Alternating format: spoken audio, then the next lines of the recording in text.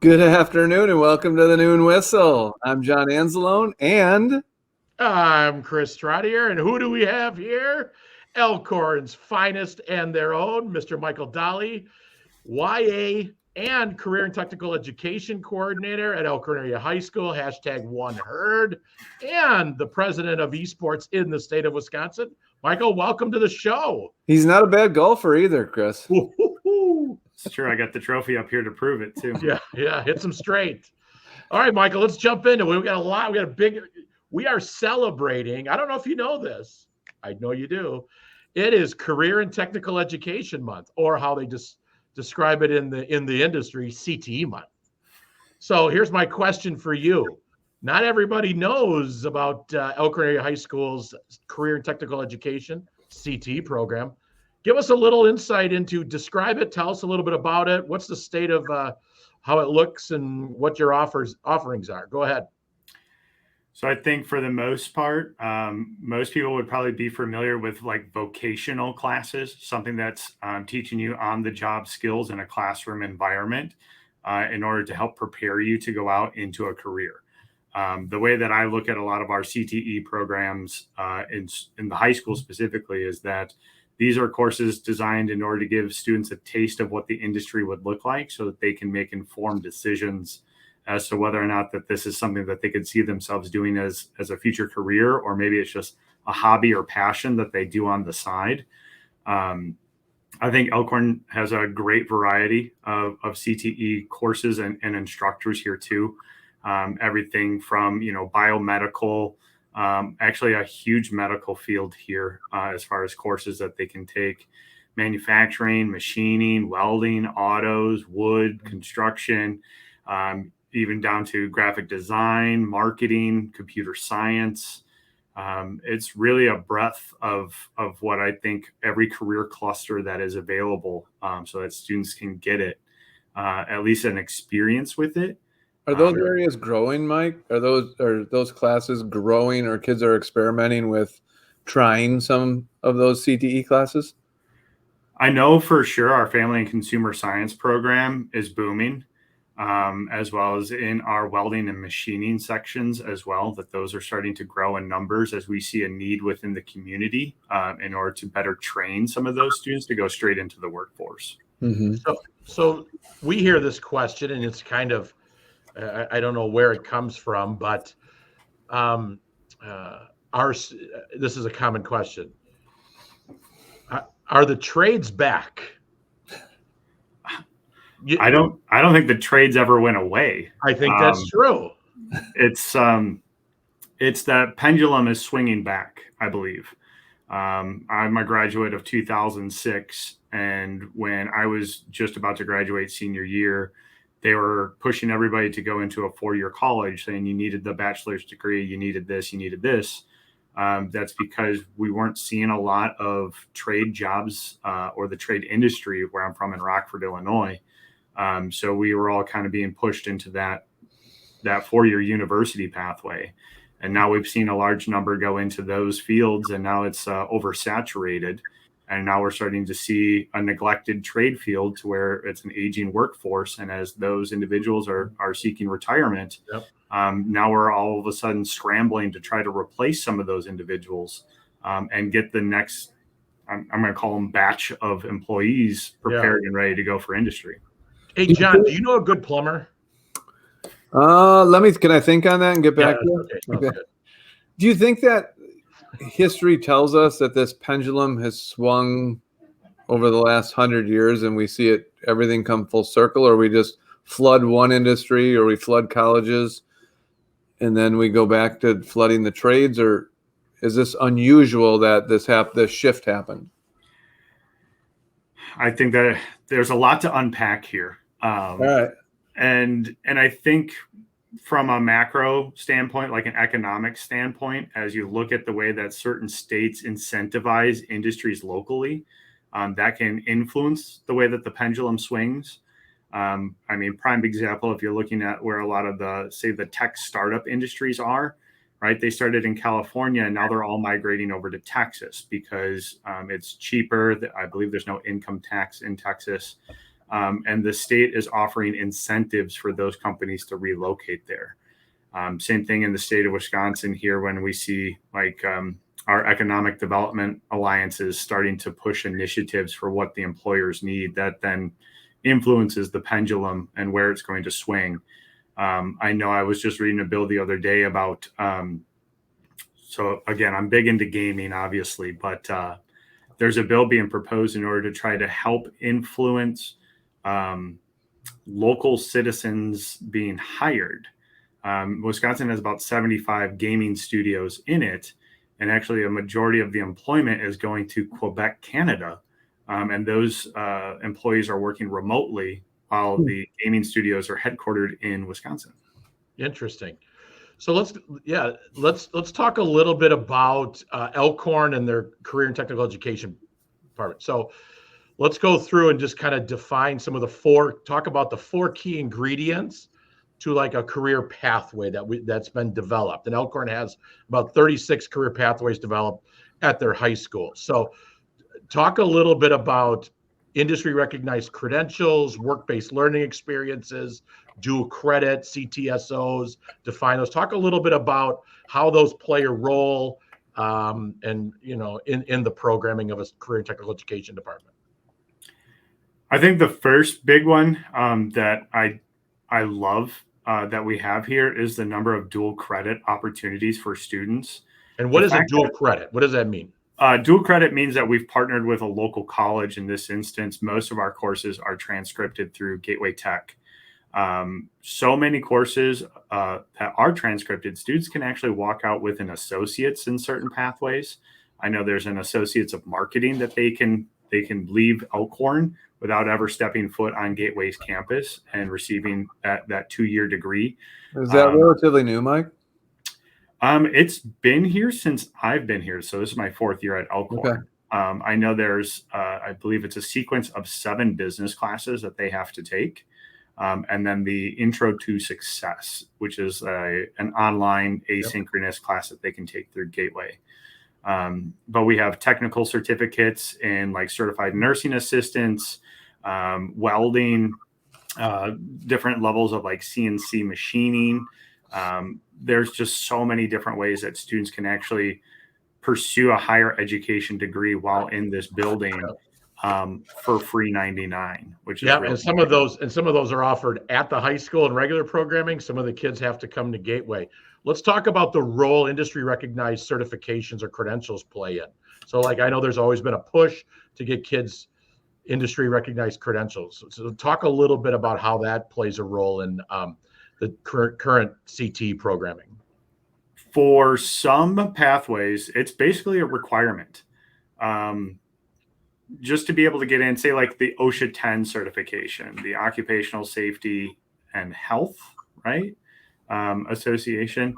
And it's just a basic certificate that they know how to be safe on the job site. That's one that's going to be required in a lot of like construction and engineering type sectors. Whereas there may be some others, say like Microsoft Office Suite. While it may not look like much to many outsiders, in industry, they're still only using Microsoft. They're not using Google Suite as industry standard. So it at least shows that these students have somewhat of a proficiency within how to use and manipulate some of these pieces of software. And sometimes it just looks good that that you kind of already know your ways around certain types of software features in order to rank you above somebody else. Yeah. And then the other piece, we have career and technical student organizations like DECA and HOSA, and those are just activities where kids engage. But let's talk a little bit, kind of get more personal and where you spend a lot of your time. Talk a little bit about youth apprentice and work-based learning experiences. How many do you have right now? Is it rising over the last? How many do you have right now? So I have last year's numbers from Miss Pella and then my own numbers this year. I looked at it so far just before this, so I was doing my homework beforehand. I have 13 students in a Department of Public Instruction co-op where they're earning an employability skills certificate. And then I have 37 currently placed youth apprentices from machining, welding, certified nursing assistants, marketing. I mean, you pretty much name an industry, and I probably have somebody there. I have another 20 to 25 that I'm looking to be placed on the job site within about the next month, as they're starting to look at summer jobs, as well as students are completing their second trimester of courses here. I would say my hot demands right now are electrician. A lot of students wanting to go into electrical. I've seen a number two that are still looking for certified nursing assistants, and culinary is a big one as well too. So with the amount of resorts that we have and more medium to upscale restaurants in the Lake Geneva area, we have a number of students that are looking to go get a real experience in a kitchen or on a resort. So, John, why don't you talk a little bit about your son who went through Elkhorn High School, and what was his experience, and how did, he's obviously a plumber now. So talk a little bit about how CTE impacted his professional world. Yeah, it was a great experience, and one he got into late. But I think what it did was, originally he thought he wanted to get into electrical, and it turned out after he did a youth apprenticeship for electrical that he found out he didn't want to do that, and he tried HVAC, and then he tried plumbing, which is where he ended up. But I think he had an opportunity to try those things in an environment where it didn't cause him to have to apply for 3 jobs out of high school. And he got all those experiences, knew where he wanted to go, and kind of took off from there, and just, went right into his apprenticeship. And yeah, it's been great. Michael, what's about the starting salary for most kids who are looking into getting into a Department of Workforce Development YA youth apprenticeship? I know the median that we have right now is 15. We have some that are making over $20 an hour. Yeah. And I know we have some that are already, as soon as they graduate, they're signing their full-time employment with some of these companies. So is there a minimum? So someone can't go, yeah, I want to do that, but I only want to offer, $9.50 an hour. Well, DWD says the minimum that you have to offer is minimum wage. So Okay. the $7.25 an hour. However, if you look in today's market and you're trying to attract and recruit new employees, you're probably going to have to go a little bit higher. I think some of the lower end that we see is like $11.25. Okay. With certain fast food chains, and those students are in kind of a assistant manager type training position with some of the competencies that they have to learn on the job. So again, some of these skills that they'll be upskilling themselves through the youth apprentice while working on the job. Could it be anything if a student came in to say, hey, I really want to get involved in this? Is there anywhere out there? I mean, is it limitless as far as who you could find, or a business or agency, or is it only certain ones? I will be 100% honest. There aren't all opportunities available within the community. With youth apprenticeship, and they're trying to hit 450 hours, hitting that threshold can be quite difficult for certain positions. Sure. For example, I have some students that are looking at, some want to go into like either journalism or graphic design, or sometimes even marketing. The closest agencies for some of those types of places, or where those industries are located within the state, are going to be a little bit more urban centered. Yeah. So depending on how far some of these students are potentially willing to drive, I am trying to get somewhat creative with programs that we offer, or clubs that we have on campus that we can maybe leverage a little bit, just to get them even into like the DPI co-op, which is only 90 hours of paid experience, to where we can kind of sometimes leverage that, if you call it a bucket, if you will. So that way those students can still get some of that experience while earning a couple bucks. So Sure. Yeah, and John, there's for youth apprenticeship, there's 13 clusters right now of potential jobs, Okay. and with new ones and additional ones coming on. The most recent ones were in business and in education. So I think they're looking at law enforcement and human services coming on next. Yeah. So it continues to grow, and I know that there's been a heavy emphasis at the state level coming, and I can speak to our economic development groups, the governor, and their vision for 2025 includes a significant investment in dual credit opportunities and work-based learning experiences like youth apprentices. So those are looking to grow, and we are always looking to grow those. They are plentiful in our area and continue to find different opportunities. So. Yeah, what you do, Mike, so important. It's so important to connect so many facets of the educational process and give opportunities. And like Chris said, my son was someone who took advantage of that, and I'm glad he did. So thanks for what you do. And it was nice to hear that little shout out from our fellow Rotarian, John Henderson, who always is connected to the Noon Whistle. So thanks, John. Yes, we do have great opportunities at Elkhorn School District. So as we kind of wind down here, the Noon Whistle, let's, how do you want to close there, Mr. Anzalone? I don't know. We had talked before, and you kind of threw around that. What's your favorite concert or one of your favorite concerts that you've been to? Mr. Dahle likes to go to shows. I know that. Yeah. So, well, all right, let's go. It kind of scared me when Mr. Dahle said he was graduated in 2006. I'm like, yeah, that was a little alarming. I agree with that. Yeah, my car's a 2004, but